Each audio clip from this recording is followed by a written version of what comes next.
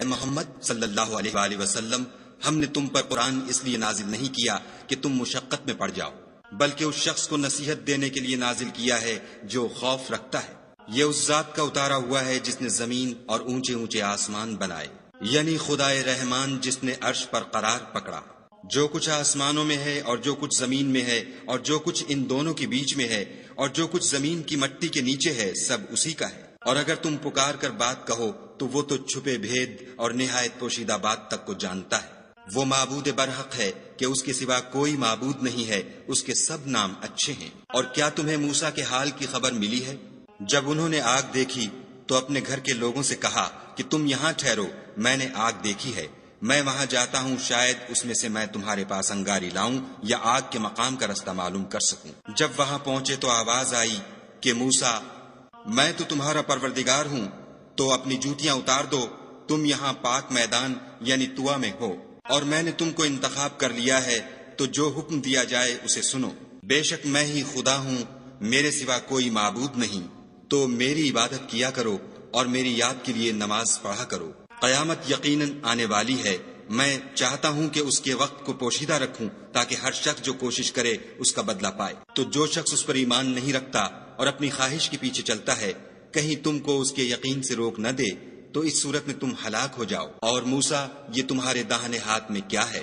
انہوں نے کہا، یہ میری لاٹھی ہے، اس پر میں سہارا لگاتا ہوں اور اس سے اپنی بکریوں کے لیے پتے جھاڑتا ہوں، اور اس میں میرے اور بھی کئی فائدے ہیں۔ فرمایا کہ موسیٰ، اسے ڈال دو، تو انہوں نے اس کو ڈال دیا اور وہ ناگہاں سانپ بن کر دوڑنے لگا۔ خدا نے فرمایا کہ اسے پکڑ لو اور ڈرنا مت، ہم اس کو ابھی اس کی پہلی حالت پر لوٹا دیں گے، اور اپنا ہاتھ اپنی بغل سے لگا لو، وہ کسی عیب و بیماری کے بغیر سفید چمکتا دمکتا نکلے گا۔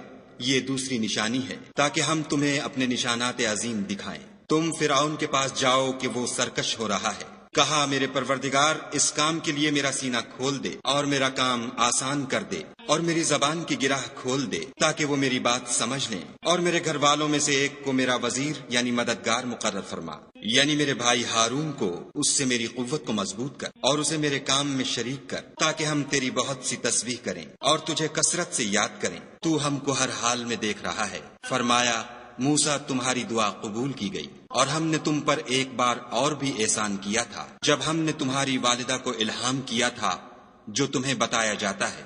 وہ یہ تھا کہ اسے یعنی موسیٰ کو صندوق میں رکھو، پھر اس صندوق کو دریا میں ڈال دو، تو دریا اس کو کنارے پر ڈال دے گا، اور میرا اور اس کا دشمن اسے اٹھا لے گا۔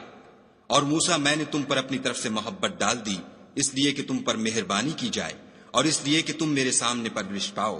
جب تمہاری بہن فرعون کے ہاں گئی اور کہنے لگی کہ میں تمہیں ایسا شخص بتاؤں جو اس کو پالے، تو اس طریق سے ہم نے تم کو تمہاری ماں کے پاس پہنچا دیا تاکہ ان کی آنکھیں ٹھنڈی ہوں اور وہ رنج نہ کریں۔ اور تم نے ایک شخص کو مار ڈالا تو ہم نے تم کو غم سے مخلصی دی، اور ہم نے تمہاری کئی بار آزمائش کی، پھر تم کئی سال اہل مدین میں ٹھہرے رہے، پھر اے موسیٰ، تم قابلیت و رسالت کے اندازے پر آ پہنچے، اور میں نے تم کو اپنے کام کے لیے بنایا ہے، تو تم اور تمہارا بھائی دونوں ہماری نشانیاں لے کر جاؤ اور میری یاد میں سستی نہ کرنا۔ دونوں فرعون کے پاس جاؤ، وہ سرکش ہو رہا ہے، اور اس سے نرمی سے بات کرنا، شاید وہ غور کرے یا ڈر جائے۔ دونوں کہنے لگے کہ ہمارے پروردگار، ہمیں خوف ہے کہ ہم پر تعدی کرنے لگے یا زیادہ سرکش ہو جائے۔ خدا نے فرمایا کہ ڈرو مت، میں تمہارے ساتھ ہوں اور سنتا اور دیکھتا ہوں۔ اچھا، تو اس کے پاس جاؤ اور کہو کہ ہم آپ کے پروردگار